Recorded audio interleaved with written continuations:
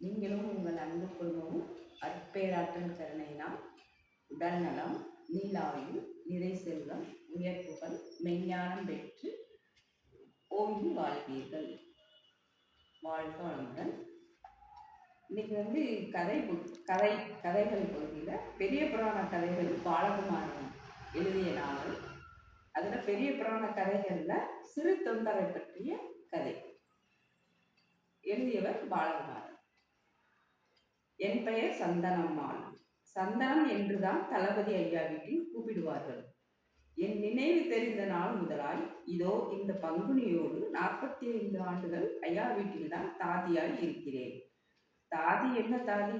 எல்லாம் நான் வைத்ததுதான் சட்டம். தளபதி ஐயாவும் சரி, அம்மாவும் சரி என் பேச்சை மீறுவதே இல்லை. இன்று சனிக்கிழமை என்று எழுந்தவுடன் எண்ணெய் கிண்ணம் அருகே வைத்துவிட்டு வந்து விடுவேன். தளபதி ஐயா நேரம் தவறாது எண்ணெய் தேய்த்து குளிக்க வேண்டும். கண்ணரிச்சல் என்று சொன்னீர்கள் அல்லவா, இந்தாருங்கள் வெள்ளரி துவையல் என்று களத்தில் சரிப்பேன். அம்மா அதை சாப்பிட்டே ஆக வேண்டும். கதற கதற அவர் பிள்ளைக்கு வெந்நீர் ஊற்றி உடம்பு உருவி விட்டிருக்கிறேன். மூக்கு சளி உறிஞ்சி காதில் ஊதி குளிப்பாட்டி குழந்தையை எடுத்து வரும்போது சிவந்து போயிருக்கும். ஏன் இப்படி முரட்டு குளியல் என்று யாரும் கேட்க மாட்டார்கள். அவர்களுக்கு தெரியும், இந்த சந்தனம் எது செய்தாலும் சரியாய் செய்வாய் என்று தெரியும். வீட்டில் நகைகளும் பொற்காசுகளும் பட்டும் பாண்டங்களும் என் பொறுப்பில் தான் இருக்கும். என்ன வந்தது என்ன குறைந்தது என்று கேட்க மாட்டார்கள். எதற்கு இந்த செலவு என்று குறுக்கிட மாட்டார்கள்.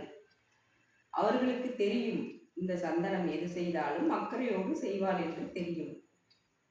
எனக்கு தெரியும், எப்போது முன்னே நிற்பது எப்போது பின்னே நிற்பது என்று வெகு நாளாய் தெரியும். வந்ததிலிருந்து எவ்வளவு சாப்பிடும் எப்போது சாப்பிடும் என்று எனக்கு தெரியும். தாகத்துக்கும் எது அருந்துகிறீர்களா என்று தளபதி ஐயா கேட்கும் போதே மோர் பானையுடன் போய்விடுவேன். மோர் வேண்டாமா? சுக்கு தட்டி சுடுநீர் தர சொல்லட்டுமா? குரல் கேட்டதும் அடுப்படிக்கு போய்விடுவேன். கையில் மோர், ஒரு கையில் சுடுநீர் இருக்கும். அம்மா வந்து புன்சிரிப்பு காட்டி வரவேற்பு வந்து வாங்கி போவார்கள். அட, சட்டென்று இரண்டும் எடுத்து வந்து விட்டீர்களே! விருந்து வியக்கும். தளபதி ஐயாவும் அம்மாவும் ஒரு கணம் ஒருவரை ஒருவர் பார்த்து சிரிப்பார்கள். அவர்களுக்கு தெரியும், சந்தனத்தாதி எல்லென்றால் என்னையாய் நிற்பாள் என்று தெரியும். வீடு சுத்தம் பற்றியோ முல்லைக்கொடி வளர்ச்சி பற்றியோ விருந்து வியந்து பேசும். அப்போதும் இருவரும் சிரிப்பார்கள்.